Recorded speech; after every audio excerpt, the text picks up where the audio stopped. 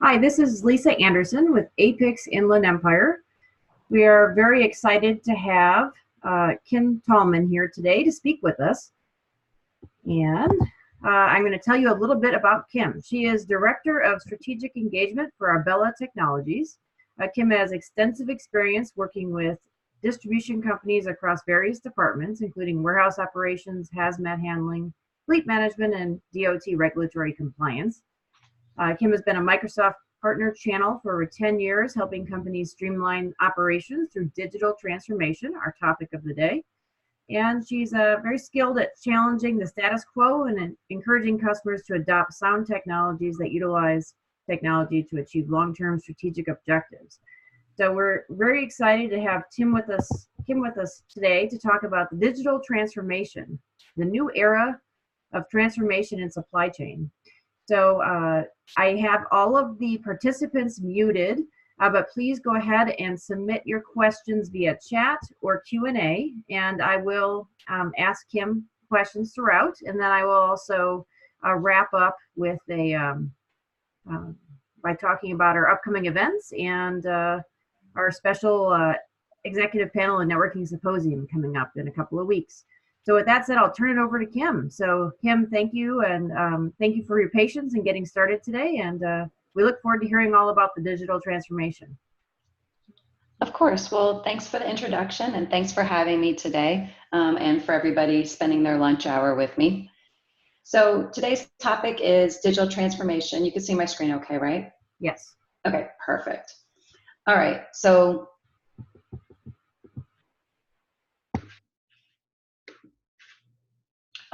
just a brief agenda, quick introduction on myself and Arbella.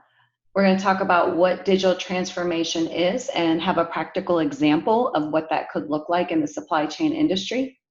Talk a little bit about drinking our own champagne, and then leave some time for Q&A. All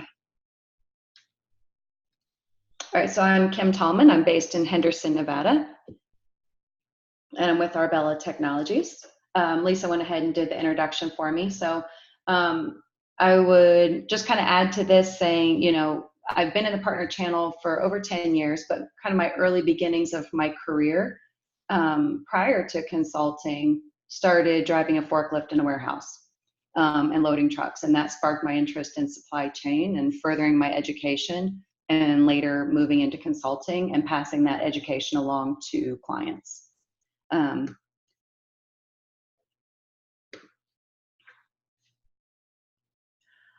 We like to call this slide Arbella by the numbers. So Arbella Technologies is based in Irvine, California. We are a Microsoft partner.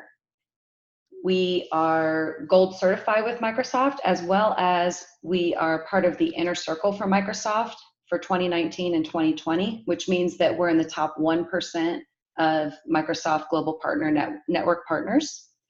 We have over 160 resources, and across our resources, we have over 500 certifications. So we have very experienced breadth and depth in the industry.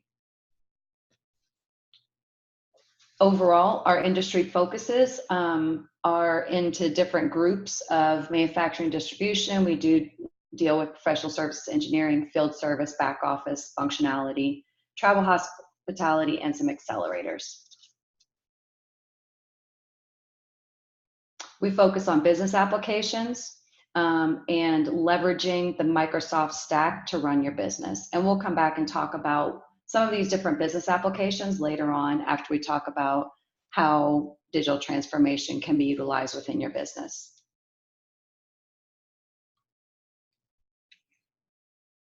So we're going to jump right into it and talk about influence of digital transformation on the supply chain industry.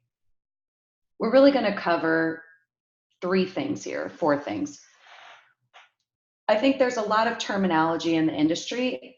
You hear the term digital transformation thrown around a lot, but there's really no clear definition on what that is, other than, you know, it's using some form of data or technology to help drive a business to have different outcomes. So through Arbella, we've broken that down into what we like to call the 4 pillars of digital transformation, and we'll go through what those 4 pillars are. And going through that, we're also going to go through an example of the food industry from producer to supplier to end consumer that leverages blockchain. I know blockchain is really a new concept in the supply chain industry.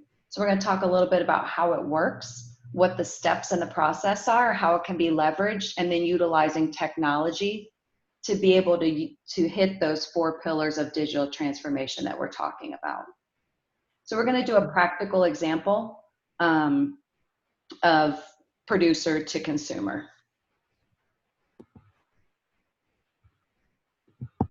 All right, so the 4 pillars of digital transformation, we've broken these down to 4 categories. First is empowering employees. So we're helping employees have the information they need through intelligence to create a better work environment that gives them the information they need to drive decision making. We engage customers, and by doing so, we're able to tailor their individual customer experiences and having actionable insights. And again, we're going to walk through examples of what these 4 pillars look like. Optimizing operations. We're accelerating the responsiveness of your business, improving service levels, reduce costs with intelligent processes. So how do we optimize those operations? What are the drivers and what can we do differently? And finally, transforming products. So we want to find and capture the best new opportunities by using data as a strategic asset and shifting from hindsight to foresight. We see so many companies that run reports and look at historical things that have happened after the fact, right? So we need to shift that to have a foresight into what is happening so we can take action before situations happen that can impact our business and our consumers. All right, so what is blockchain? So blockchain is fairly new. There's a lot of information out there.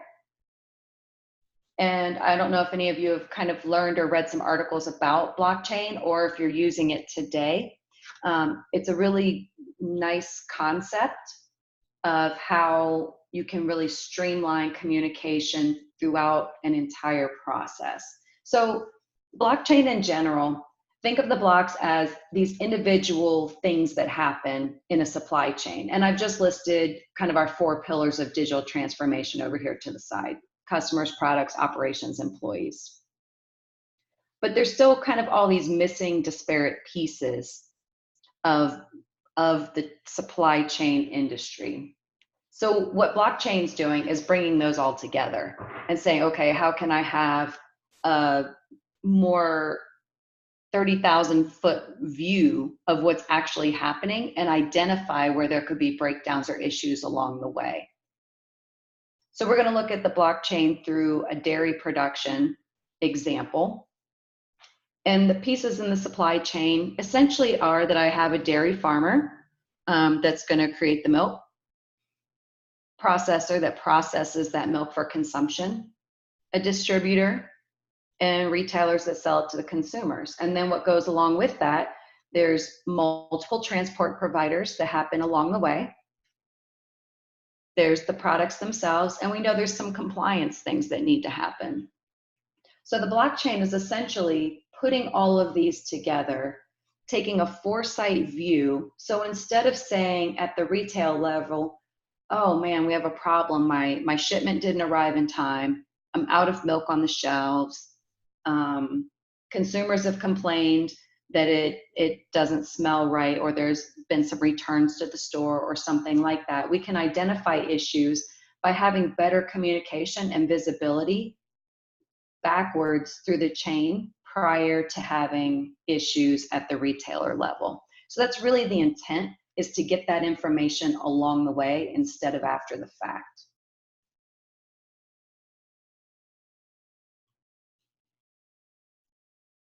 So what are we looking at from an example perspective? We're starting here from the producer.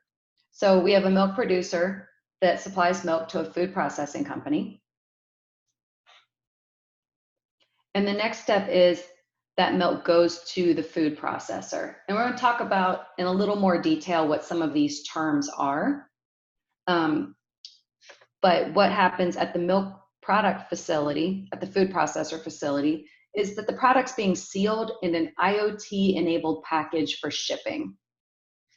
And what an IoT package is essentially some form of smart packaging, such as a microchip, a sensor, or something of the like, that allows for computerized tracking.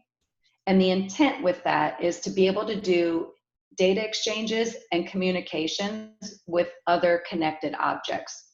So in general, if I have a carton of milk, which has this IoT-enabled packaging, and let's say it's microchipped, then as it goes through the blockchain process, everybody that touches that product along the way can scan the same microchip to track that product throughout the blockchain. And then utilizing a single system or a single source of the truth, see where that product is. So this is an alternative to having everybody has their own business system and ways that they track product that maybe is coming from the vendor. But instead of just looking at a purchase order coming from the vendor into your distribution center, now I'm actually tracking all the way back to the origin to say, okay, let me find out what's happening at the supplier and watch it move through every step of the supply chain process.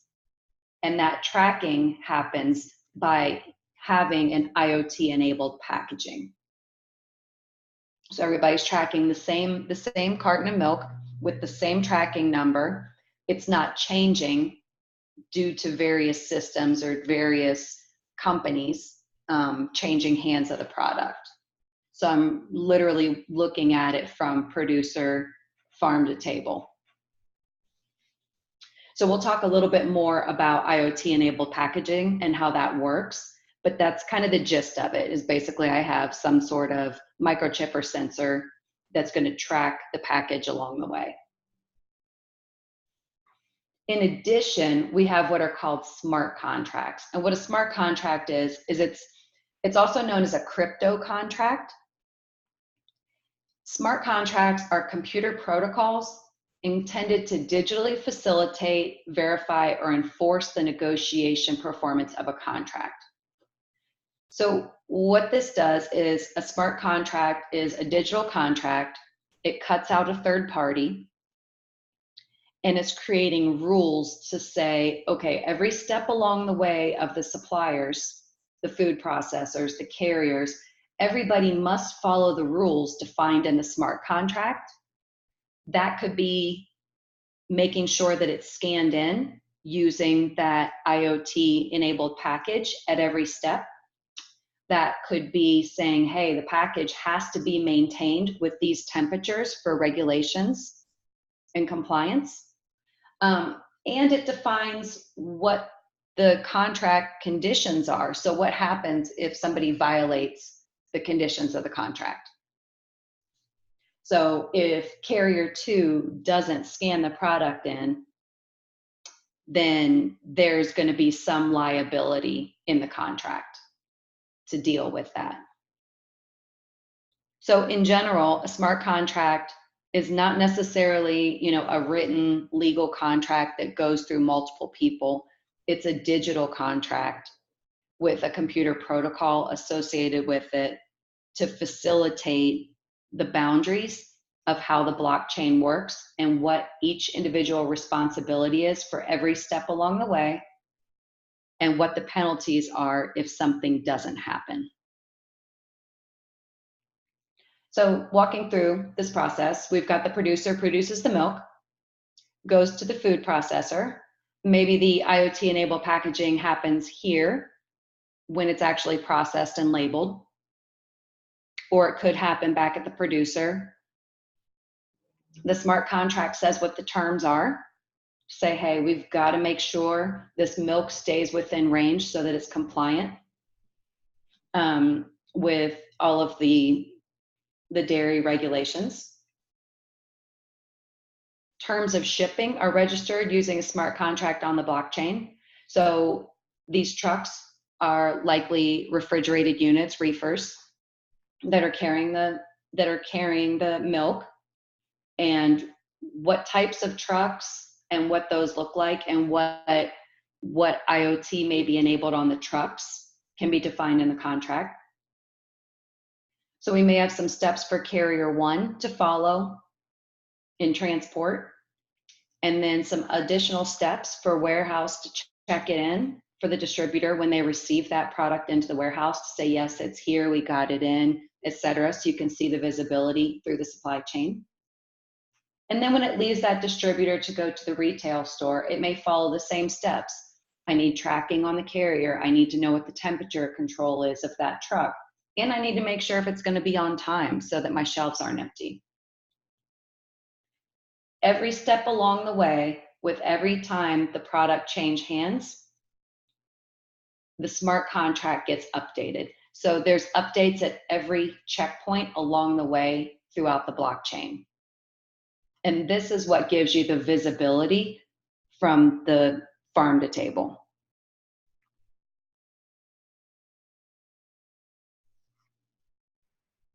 So an overview of the technologies here. It sounds simple, but there are some things that need to go along with it. And this is where the digital transformation comes into play. So the concept is I have this entire visibility for every step in the supply chain, even though we're different companies, different systems, different business processes, different item numbers.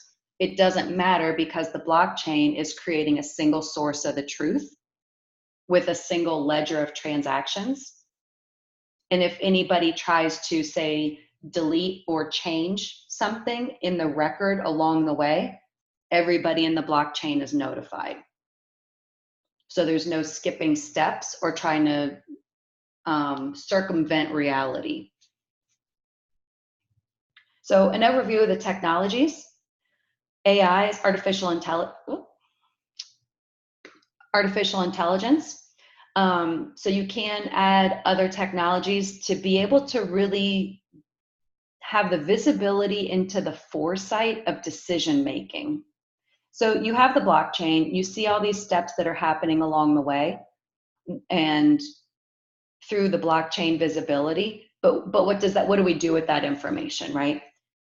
So some examples of what we can do, we can use artificial intelligence to predict when temperature or humidity will cross the threshold. So if I'm the transportation company, maybe I have computerized tracking to digitally monitor the temperature on my reefers. And maybe I know that the temperature has to be between 35 and 45 degrees or something in that range for the milk to stay fresh. And if it hits 46, maybe I need to send out alerts to say, hey, something's going on with this truck. It's outside of the normal range. We need to address it quickly. And that provides, in that example, the transportation company a way to quickly identify an issue and resolve it before they lose a load of product. You can also use it for analytics to analyze challenges, issues in a blockchain at scale in order to find patterns and solve issues. So if I know in my system today, I have a purchase order to a vendor and I know it's supposed to be received in on Monday, but I really don't know what's happening in the rest of the supply chain, I can only react once the vendor says that a delivery is going to be late. But if I have visibility into the entire supply chain, then I can have the foresight to make other decisions before I'd have shortages on the back end. So for example, I may have a retail shortage. If I'm the distribution center, retailer may have shortages if something did go wrong with the truck and the temperature was out of range and that truck had to be recalled and that product had to go back to the processing facility. I know that's going to create a delay in the supply chain for me, so I need to reorder product. So, or maybe, I know this vendor is consistently late, but through the blockchain analytics, I can identify, well, it's not the time that's happening at the vendor, it's actually the trucking company that they're using, where this specific step in the process of the supply chain typically has delays. So if we solve the transportation issue, we solve our vendor lead time issue. So you can use analytics for that. We've talked a little bit about what IoT-enabled packaging looks like, or what that means, and that's microchip or sensored packaging, so it can be tracked throughout the life cycle, the supply chain life cycle. And in addition, we can use other tools and business applications, such as field service. So we're not expecting somebody to necessarily make some system updates by keying in every time a truck driver leaves a dock door. The truck driver can simply have some mobile device or a field service application, maybe even on their phone, to say, okay, I'm scanning this carton of milk, it's going on the truck, and we're leaving.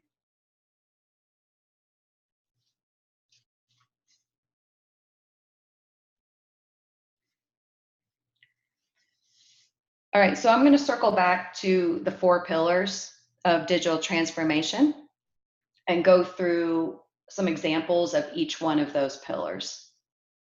So the first one that we listed was empowering employees. So using blockchain with digital transformation, how does that actually empower my employees? And so we put some examples here. First, product lifecycle management. I can create alerts for the drivers of the vehicle. If I'm the driver of the vehicle and I don't know, because I'm driving, I don't know if there's an issue with my refrigerated unit on the truck. But if I have some type of system to alert me to do that, I can take action. Or if my truck is sitting in a dock door because the distributor has a delay on getting me unloaded, what's my fuel level look like? How long can I really sit there before I need to go refuel? I can't turn my truck off. It has to stay running for that temperature to stay within range. In which case we can have warnings or calls or even text messages sent to a driver or sent to a headquarters to contact the driver to say, hey, there's going to be an issue here. You only have quarter tank of fuel left, so you've got X amount of time estimated before you need to go refuel. We can create intelligence with proactive warnings, such as road closures, weather alerts, any issues that could create delays that are unexpected, and maybe we can potentially avoid getting caught in those delays if we know about them ahead of time. In which case, if we know there's some delay, and maybe I'm not the transportation driver, but I'm the retailer expecting that shipment, I can also get those same alerts to know that the truck driver is going to be delayed because there's some accident on the highway, or it's snowing and there's road closures. And so having the visibility into what's happening with the shipment on the truck allows me to have a faster reaction so that I can be proactive in my decision making.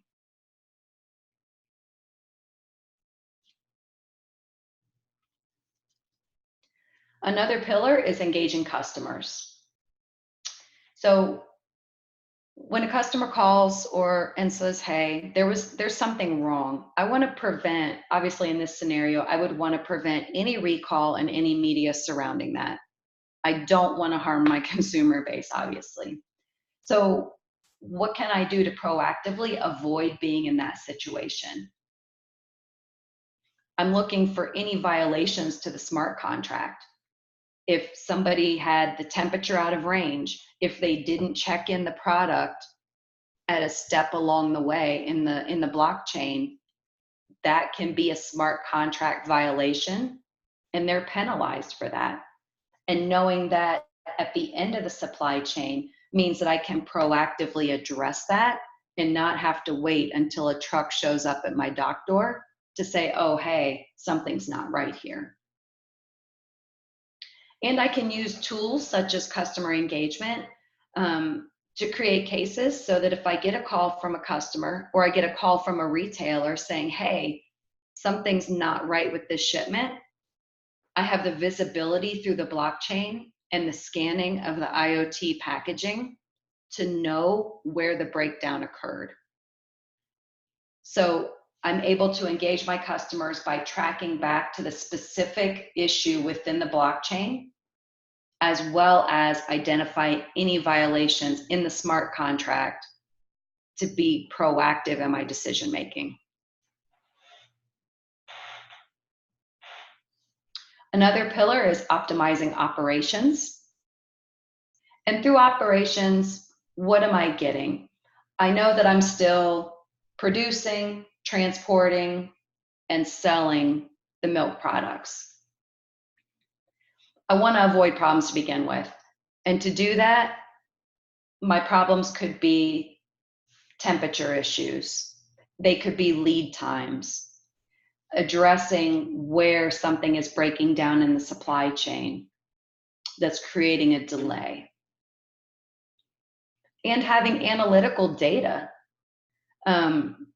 So having any type of tracking of non-conforming product, or avoiding having manual tracking.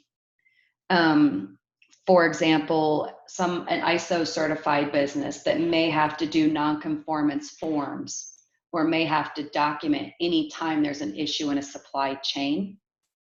Instead of doing that manually and passing around spreadsheets throughout a company to identify those issues, we have the analytics, and having that data information digitally tracked provides much easier analytical reporting to be able to take action against it.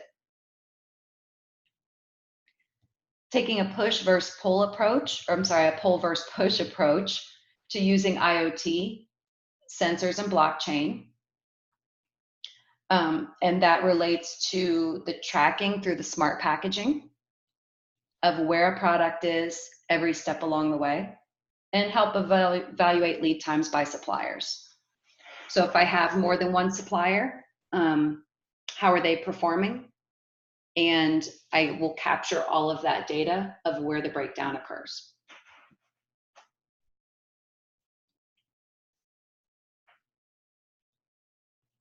The fourth pillar of digital transformation is products and services. So what can I do with this information? There's some pretty cool tools out there that can be used, such as utilizing machine learning. These are innovative analytical tools.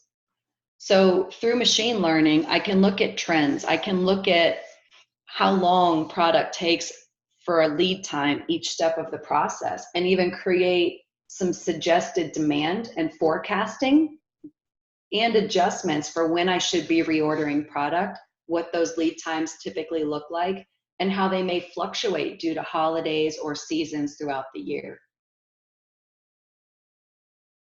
I'm also creating elements of trust within the supply chain because I'm holding everybody accountable through the smart contract agreement along the way, with penalties if they violate the contract terms.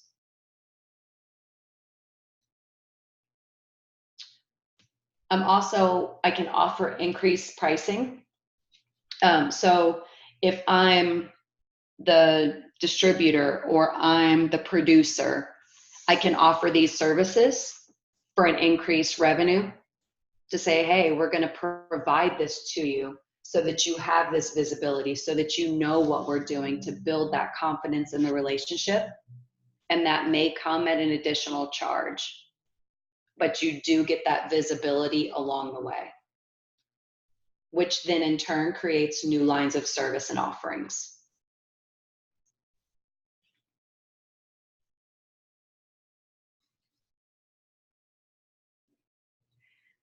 So adding intelligence, here we have this listed as dynamic investments.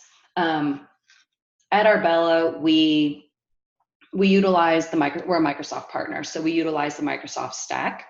So the examples of tools that can be used to help facilitate the blockchain and the analytics driven from that, we have the examples as dynamic products and as Microsoft products. So we talk about the different apps and data sources, which can be apps utilized to capture your blockchain information. Sensors and devices utilizing IoT to fill into your database. To be able to capture that information management, maybe you're storing it in a data warehouse or data lake. And then have machine learning or other analytical tools to look at the data that you've captured and have actionable items against it, as well as dashboards and other applications, which may be mobile, such as the driver alerts. So these combined create a flow of how you utilize the data that's captured through the blockchain.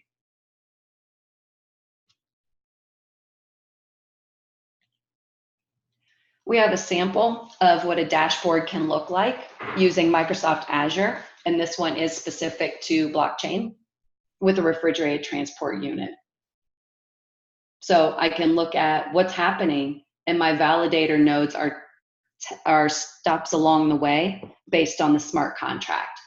So what's happening with my blocks in the blockchain, what's happening in the transactions. I can customize these and create dashboards for what's important to me, as well as alerts. So this is just kind of a sample of what that consolidated, analyzed data can look like to you on the front end as a user when it's captured in the background through the blockchain process.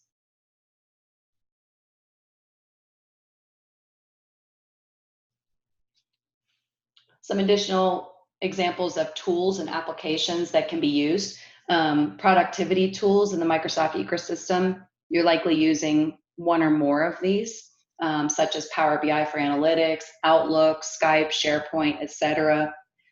Business applications that can be linked in through IoT, such as we talked about using customer service to create cases to report any issues that may happen or take action so that we have better response times to optimize the customer's experience. We can use field service to be able to do scanning out in the field while trucks are being loaded. We can take the data, including the IoT, and analyze that or use machine learning.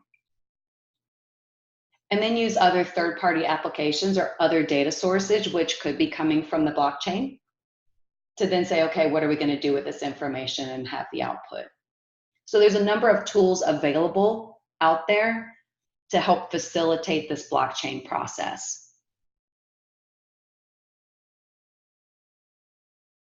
All right, so before I get into drinking our own champagne, that's kind of what I have on going through the digital transformation, the 4 pillars, and walking through a practical application of blockchain. So do you guys have questions on that? Yep. Before we move on? Yeah, Kim, one person asked, have you actually utilized machine learning and blockchain? So I think, you know, not necessarily you, but do you actually see clients utilizing machine learning and or blockchain? I have worked with clients that use machine learning. I have not yet done machine learning with blockchain. That makes sense, because I find in my in conversations with clients that machine learning and AI seems to be quite popular, and they're starting to use that. Is that what you're seeing as well? Yeah, that it's starting to pick up, but there's not a lot of information about it, right? Right. So that's why we really wanted to touch on it in this presentation, to kind of say, okay, here's some capabilities, you know, and if that's something that you have interest in, we can certainly provide more information and examples of it. But it's kind of to get your feet wet, because you hear the terms, but there's not a lot of information on what that means. Right, right. And my understanding of blockchain is certainly a lot of significant companies are pouring a lot of money into it, and that they think it's viable and going to happen in the future, but it's going to require coordination and effort. So my impression is that it's the application is not high yet. Is that your understanding? Or Yeah, I think it's early in the adoption stages. I think that companies really like the concepts because it gives so much visibility into the process, right? I mean, because otherwise we can only react when we receive the product. We really don't know what's happening. right, and especially in your example, because you certainly in the food supply chain, getting back quickly and understanding where the break is in the process that may lead to salmonella or something is Right. would be critical. Yeah, and I think this is kind of going hand in hand. There's a lot of information out there about Bitcoin. And through examples of blockchain, that is like cryptocurrency can be used in these scenarios. So I think that companies like the concepts because it's holding everybody accountable, and it's not that vendors have to log into my business system or through some portal to make updates that I can see. We're all using some common source of the truth that we've all agreed upon. Yes, yeah, very, very true. So if anyone else has any questions, please send them in through the Q&A or through the chat box, and we will address them. Thanks for stopping along the way, though, Kim, so we could Of course. to answer the questions. Of course. So I just wanted to end with the drinking our own champagne. This is the Arbella terminology for using the systems that we sell and that we implement. Since we're a services-based company, we don't currently utilize blockchain because we don't have products. However, we do utilize the business applications that were in the previous slide. So we are using Microsoft products. We live the systems in our day-to-day life, so that when a client says, hey, you know, have you ever seen any challenges with this process or this system or this report, we can speak to those from our own personal experience, as well as what we've seen with challenges implementing with other clients and how they've dealt with the issues. And then in turn, we also provide some accelerators to close any gaps that either we've run into or that other companies have experienced. More than one company have experienced. We try to close those gaps. And we leverage the training by having our employees utilize it as well from a day-to-day process. So we call this drinking our own champagne, practicing what we preach in essence. So that is what we do at Arbella to utilize these applications. So we can certainly speak more about, you know, some of the mobile applications or using customer engagement or using finance and operations to track inventory. Well, that's a good point. What are you finding? I mean, we talked a little bit about machine learning and AI and certainly blockchain. What are you finding is where the adoption rate is picking up steam, if you will, and folks are utilizing it to drive results at this point? What do you see out there? For the blockchain specifically? No, for the digital transfer, you know, any of these technologies. I think that there's a lot of interest in digital transformation because everybody's looking for something that sets them apart from everybody else. What's going to give me that competitive advantage? And what is my disruptor in my industry? So, you know, if I'm a manufacturer and I have 5 competitors in my field of whatever my product line is, what's going to set me apart from them? And if it's providing a better customer relationship through having the information to say, I can turn around any concerns faster because I have that information.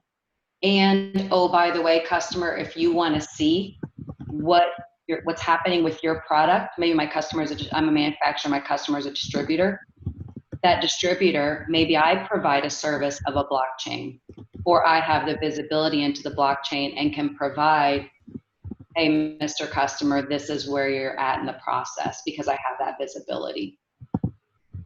So I'd say in general, we see digital transformation as clients looking for disruptors in their industry to set them apart from everybody else.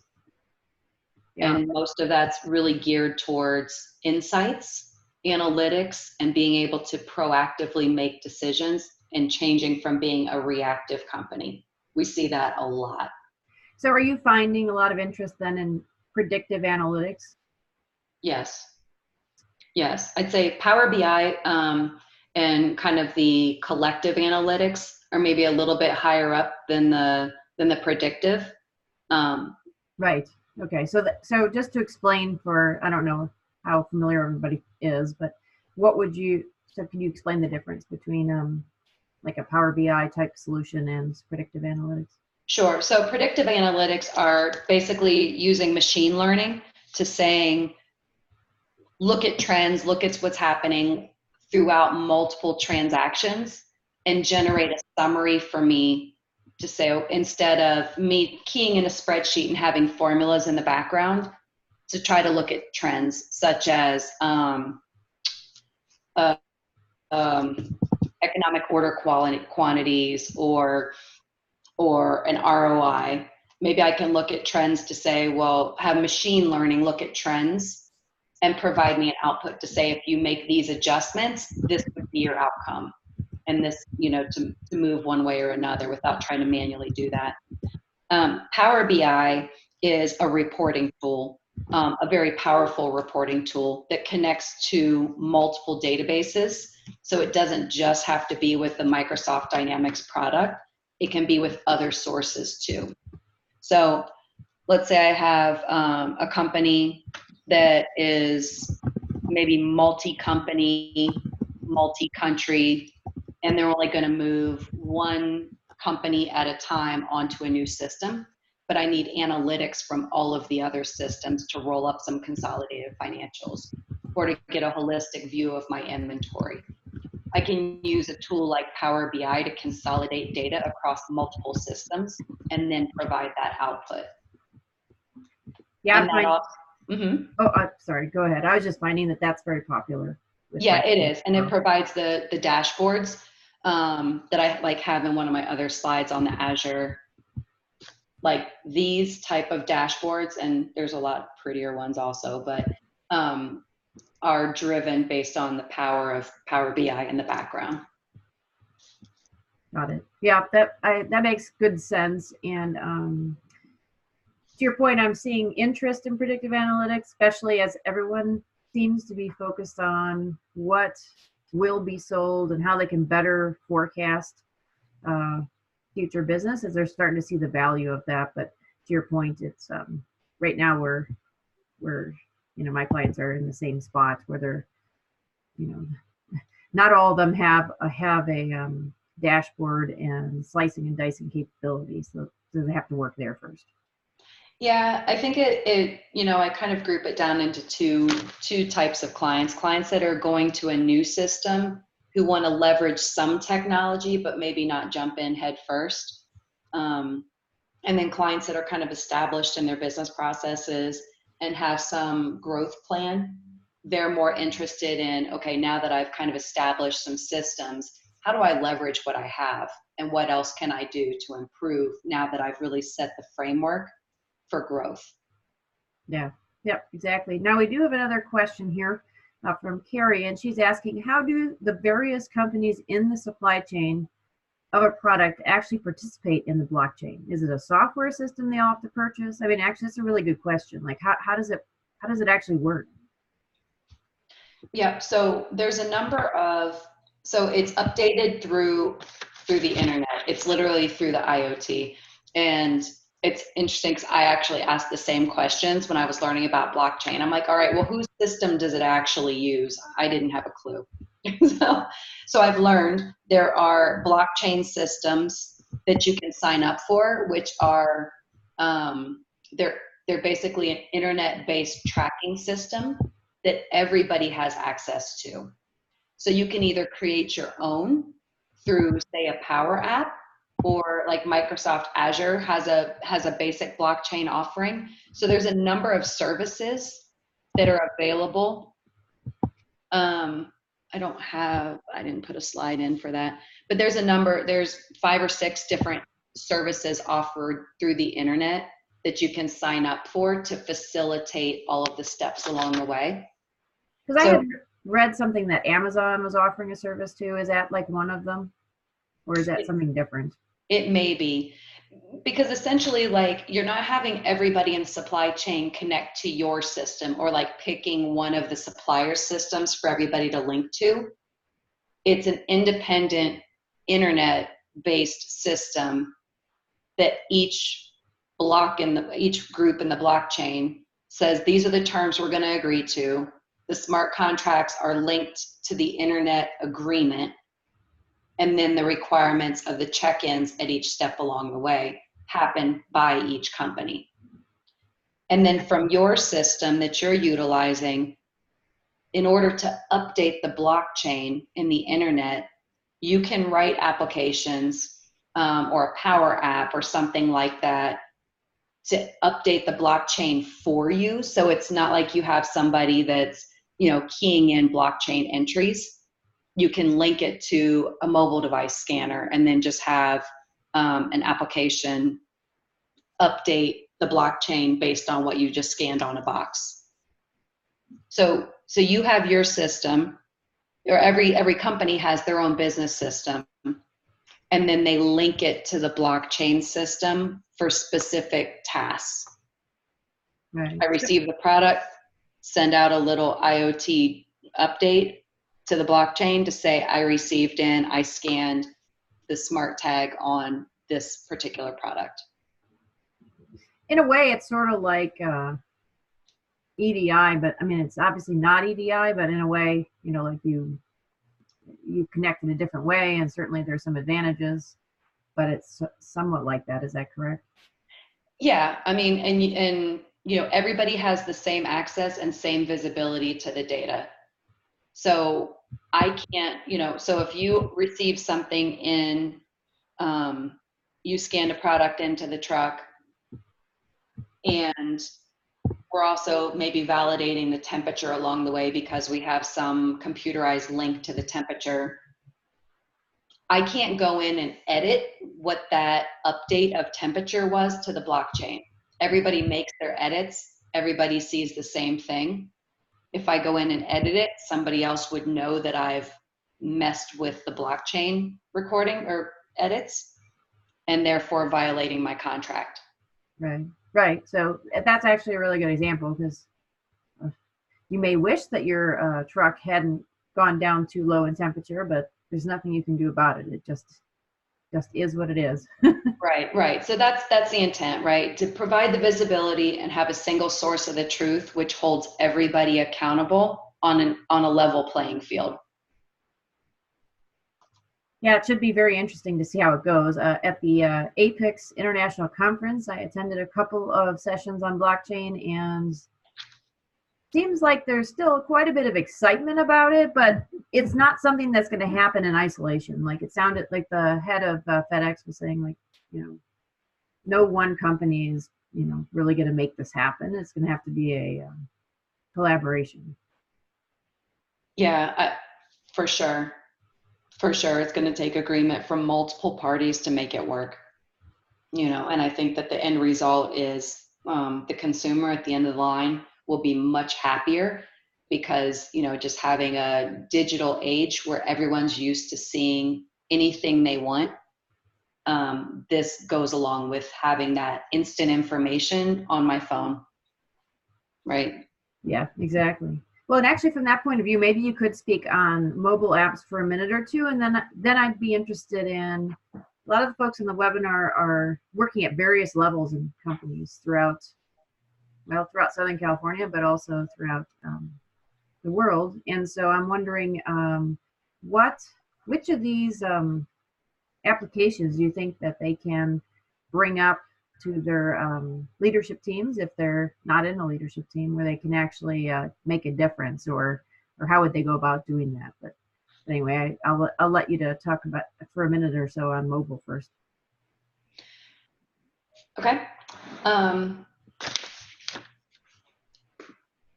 So on the mobile apps, I guess speaking to that from a Microsoft perspective, sorry, I don't mean to make everybody dizzy.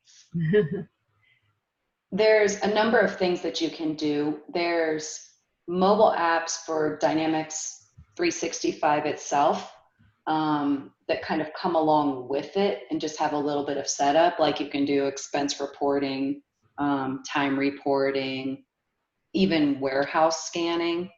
Instead of having to buy, heavy duty RF scanners for the warehouse, you can actually put an application on a phone now, or a tablet or any other mobile device, and use that in warehouse transactions, as well as like retailers can do mobile checkout from a cell phone application. There's a lot of really cool mobile applications. So within the supply chain industry and having warehouse capability on a mobile app on my phone, I can actually do receiving on my phone. Or from a field service perspective, if I'm a truck driver, and maybe it's not a phone, maybe it's a tablet that has some scanning device or something like that, a tough pad that I'm using out in the field, I can use that to scan with. So I don't have to go buy specialized devices and just utilize the application. There's also, sorry, I was just going to say that, I know that mobile is extremely popular. When I work with clients on selecting an ERP system, there's, it's extremely important. So for sure, because everybody's on the go all the time, right? Mm-hmm. And I don't want to have to wait to connect my computer somewhere to make an update or find out what's happening. So you can send alerts to your phone. And then for more companies that are a little bit maybe further along in the digital age, or want to be but not put in, some of the full ERP systems, you can build power apps and have those power apps, and you can have the power app accessed from your phone or from a mobile device for something that needs to happen. So maybe I don't have a full ERP integrated into a blockchain, for example. I could write a power app to say from my phone, log into this power app, and when I do this transaction, go update the blockchain. So there are things that can be used, and some pretty cool tools. Power apps can be done by robust end users, I would say. They don't require full development skills necessarily. Very good. Well, thank you. And I guess to wrap up the webinar, and then we'll wrap up your section of the webinar, what would you recommend is like what I mean is like we have all layers within an organization on this webinar, most likely. Is there anything in particular you would say, hey, really you should check this out when it comes to the digital transformation, to see if they should explore further or bring it up to their leadership team, or if they are in a leadership team, their board or whoever? Depending on the levels, I would say there's a couple of things I'd look at. First, depending on, well, if you're in the higher level, if you're in the C level, VP level, that group tends to care about the 3 to 5 year plan. What do I need to help me get to these strategic objectives in my 3 to 5 year plan, and build a platform that's going to get me there that can grow with the company? That's typically what that group cares about. So thinking about what you want those objectives to be, or where you want to be 3 to 5 years from now, and then adding the tools in to help facilitate getting you there. For people that are at a different level that care more about the day-to-day tasks, I would look at identifying what are some of the current issues that you have to deal with over and over again. Is it that you're responsible for some month-end close process, or maybe you're doing inventory reconciliation and you know there's not really a single source of the truth because the warehouse is using a separate system than maybe accounting is using or something like that. What are we doing to reconcile that? And does that make sense to move to a single source of the truth? Or do we want to just put in a reporting tool to consolidate and figure out where those issues are? So I think identifying where you have some issues and then leveraging technology to resolve those. Yeah, it makes total sense. I have definitely found technology for technology's sake is not the best path forward. So yeah, Of course, great right. advice. You want to put it in because it's driving some outcome, right? Absolutely. No, absolutely. This has been really, really value packed. We appreciate you giving us your insights on the digital transformation, and we will be posting this online. So, do you have on your last slide, the question slide, your contact information? Arbella is a sponsor at our symposium, which would be how I'd like to wrap this webinar up. They've been a sponsor from the beginning, or close to the beginning, of our executive panel and networking symposiums. We have one coming up on November 9th. It's on collaborating for advanced manufacturing and supply chain success. We have a really awesome panel representing large manufacturing companies, a geo mapping software that has applications throughout the world, and what's the latest and greatest new things out there from a technology standpoint and in the logistics and advanced manufacturing space in terms of incubators and accelerators. So it's going to be a great event. Please join us. You'll find more information on our website at www.apics-IE for inlandempire.org. You'll find the symposium right there, as well as our upcoming classes and events. So with that said, I will wrap this up. I want to thank Kim again, and if anybody has any additional questions, feel free to send them in, and I'll pass them on to Kim so she can answer them in the future. And thank you very much, Kim. Awesome. Thank you for having me and spending your lunchtime with me. And thank you for your patience. Of course. All right. Have a good afternoon, or have a good weekend, everyone. Thanks, you too.